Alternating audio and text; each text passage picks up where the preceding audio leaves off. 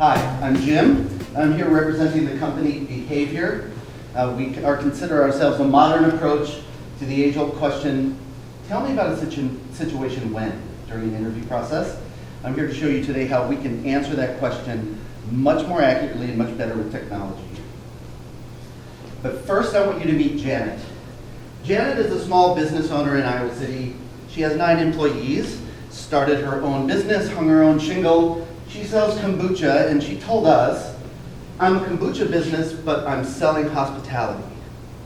And when we talked to Janet, her concerns are a very high turnover rate with her employees, her brand, and her temporary employees and the employees that she hires is entirely dependent on the employees and their interaction with the public. She's worried about that, that's fairly risky, and she's always battling this need to want to jump in and take control and give autonomy to her employees. So we kind of developed out of this story a problem statement that the current hiring methods, after we talked to Janet, aren't effectively predicting the likelihood of a successful employee and employer match in her market. That results in her having to carry a lot of risk, and we wanted to solve that problem. So we did a little research on our own, and we said, all right, turnover, onboarding cost in the hospitality industry, what's the average cost to a business for turnover? Just shy of $6 grand every time an employee turns over. There's a lot of costs that are well known, a lot of costs that are hidden, but that's a lot of money for every single time that they have to turn over an employee, which means every time they need to get it right. So here's how we set out to answer the question. We identified 14 businesses in the hospitality market in Iowa City, and we asked them several questions, sampling that you can see there, and some of the statements they gave us were, I need employees who can act under pressure. I need to know how they're going to react when there's an angry customer, because it's at that moment that my reputation and my business is on the line. But it's really hard to get to that until I see it happen. And we thought, all right, is there a way for us to give you better insight into that candidate pool without having to wait for that event to actually happen after you onboard them, right? There is, it turns out there is. The solution is BehaVioR, and I'm extremely excited to present to you today the world's first virtual reality behavior assessment platform that is addressing Janet's need and what we believe to be a need across the industry. It's a little mock-up of what our sort of behavior dashboard would look like, but the goal of BehaVioR is to be able to assess candidates using VR and scenarios that we develop in virtual reality so that we can measure how they're performing under pressure in situations that are difficult to replicate except in a virtual reality environment. You say, all right, well, what about VR? Isn't that like video games? Can't I just watch them play a video game? Well, the answer is no, because there's something really special that happens to an individual when they put on a VR headset. If you don't agree, there's a half a dozen people in here who would like you to step on a plank on the top of a skyscraper and see how that feels. And why now, though? Why now? Like, why virtual reality? Well, the cost of this thing, this is a virtual reality headset, used to be $1 grand, $1,000, cost prohibitive. These are down into the Chromebook level, $300, $250, and they're only getting cheaper. We also have the technology to the point now where it's so immersive that your brain actually thinks you are in that environment, which is a really, really ripe situation for you to get at the core of a candidate's behavior, their reaction, and how they respond to difficult, tense situations. And the research. The research is really clear. Learning in an immersive mode is a much more effective way to get a point across. What we're here to say is, we're going to take that one step further. We are going to assess in a VR mode. Boom, the star. A little bit of research for those of you that are research-minded. There's a really famous study that was conducted in 2020 on the physiological impact of immersive VR. This is basically take your systolic blood pressure, administer a VR environment, let them be immersed, take it again. You can't fake this. This is your body. This is the reaction This tells us that there's something special about the virtual reality environment and the human body that we can capture and harness. So what's next? Well, we need to develop the platform. Our beta is a slide, so that doesn't take us very far.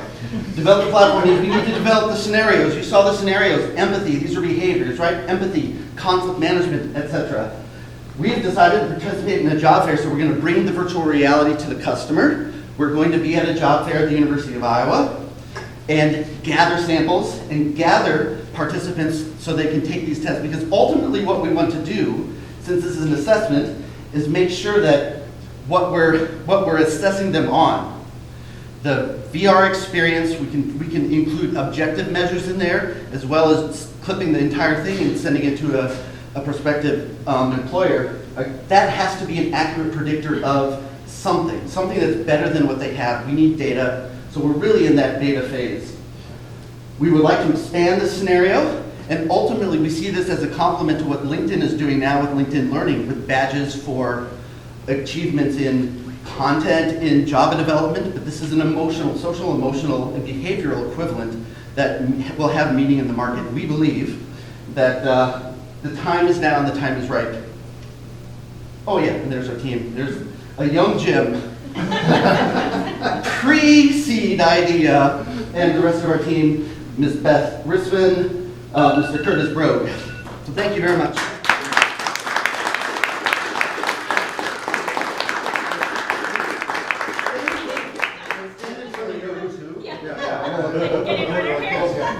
I'll be in the middle. It's really hard to tell, yeah. So they'll have 4 minutes of questioning, up to 4 minutes to help you get their overview, and then hard stop at 4 minutes. Who's the primary competition for your idea?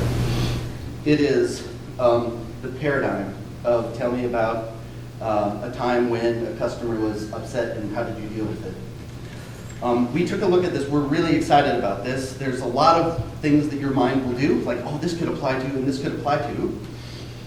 The market is fairly well saturated with companies that are doing VR training. Walmart trains their employees for Black Friday, like an event. Because the power of VR is that you can simulate an event, and sometimes an event that it comes with a little bit of danger, but you can do it in a safe environment so that you can see and hopefully anticipate, predict, and modify behavior before it happens. So that the actual real-world applicability of this is more in the vocational workspace training area, but we believe that as an assessment platform, it has very, very strong promise as well. So we're starting with sort of a refined pool of job applicants and expanding out from there. So we really focus on that, tell me about a time when. So I'm a high school teacher, I teach career exploration, okay? I actually train my kids how to answer that situational interview question. Using the STAR method, there's the call method, right? It's a trained response. It's a rehearsed response. It really doesn't get to the heart of the actual behavior. Okay? I know what the right thing is to say, but how am I actually going to behave in that situation? And that's what we think is unique about our approach, for sure. Yeah, so I have a question about your content development model. Yep. I appreciate you laying out some of the construct that kind of work across different businesses. Yes. But every client is going to think, I'm so special, my Yep. business is different Yep. than everyone else. Yep. In terms of scaling your business, how would you handle the custom work that, Yep. maybe Walmart said, I'm different than Target. Yep. I need these kinds of scenarios. Depends on the situation, but long term, we don't want to be in the business of contracting for custom work. I see us building the platform that allows the customer to use those building blocks and customize it to their own specifications. So every company has their own values, right? And they are going to want to say, well, as a Marriott employee, we expect people to act this way and this way. I can't scale a business like that if I'm just doing that custom. We need to learn what they want, but we want to build a platform that makes it easy for others to extend it and build it for themselves.